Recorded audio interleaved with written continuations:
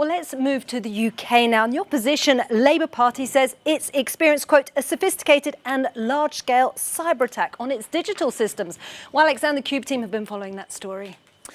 Isabel, the UK election well underway. Voters are there going to the polls in December. Like the Spanish election, this was a snap poll out of political necessity. And the campaign is getting a little heated, to say the least. The Labour Party on Tuesday confirmed that they had been attacked on Monday, a cyber attack. The Labour leader described it as a sophisticated attempt to derail the party's platforms. This is what Jeremy Corbyn had to say to journalists on Tuesday. It was a very serious attack against us. So far as we're aware, none of our information was downloaded, and the attack was actually repulsed because we have an effective in-house developed system by people within our party.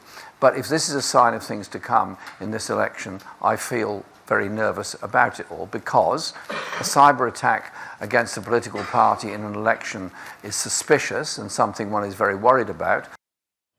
And then later on Tuesday confirmed via the Reuters news agency a second attempt to attack Labour.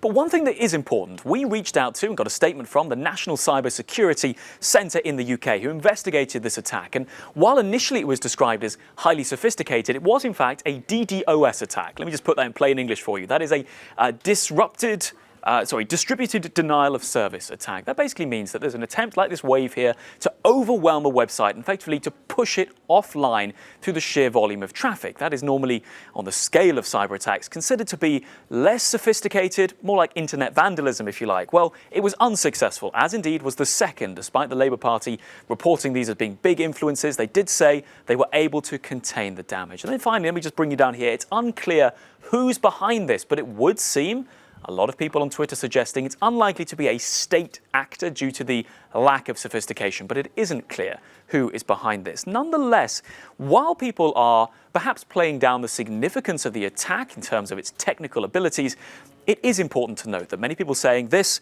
indeed like many politicians saying whatever sophistication there was here, this was an attempt to attack a party during an election cycle, and it should not be written off. Indeed, the UK authorities saying the Labour Party did exactly the right thing in reporting this. So, Isabel, two attempts to take down the Labour Party's digital platforms, both failed. But you heard from the Labour Party leader, it's making him nervous for the weeks to come.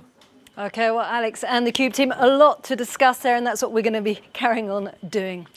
Well, Hillary Clinton has called the UK government's decision not to publish a report on Russian interference in British politics inexplicable and shameful.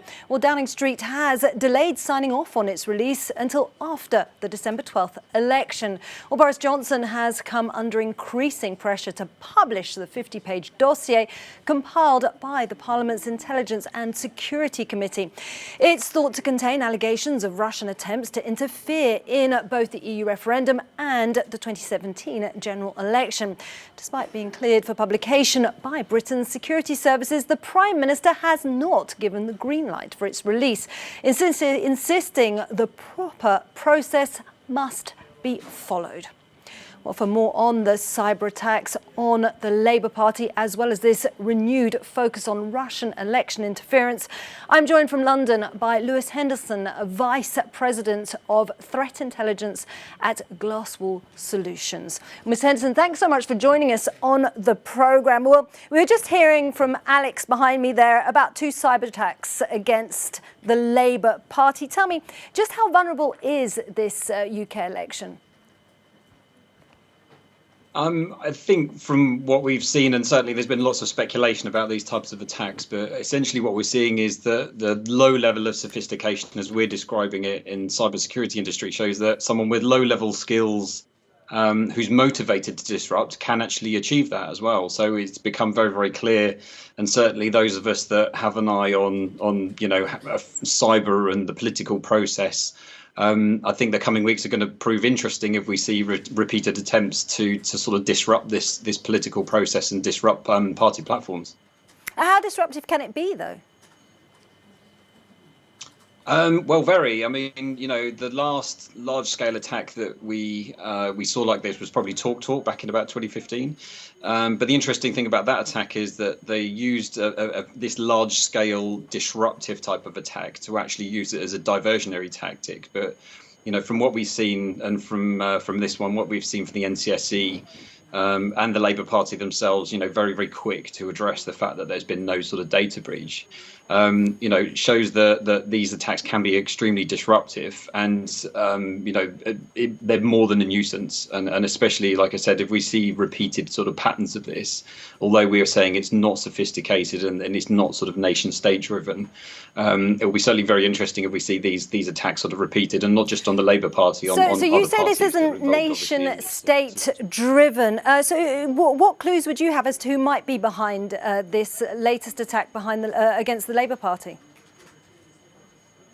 Well, I think the thing that rules it out for being nation state is it's incredibly obvious, and just by virtue of exactly what they've done. And I think your presenter there sort of described it very elegantly as vandalism. It's a nuisance. It's vandalism. It's not theft of data, and nothing's technically sort of gone missing. But another sort of interesting thing that we're sort of noticing from this is that if we look at other attacks that have used this sort of process, like I said, the main goal here is to be sort of disruptive. So yeah, I mean it's an interesting one. It stands out because we don't see these very often.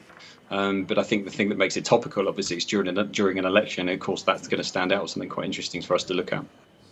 OK, so main goal to be disruptive. Well, Lewis Henderson from Glasswall Solutions, thanks so much for joining us on the programme.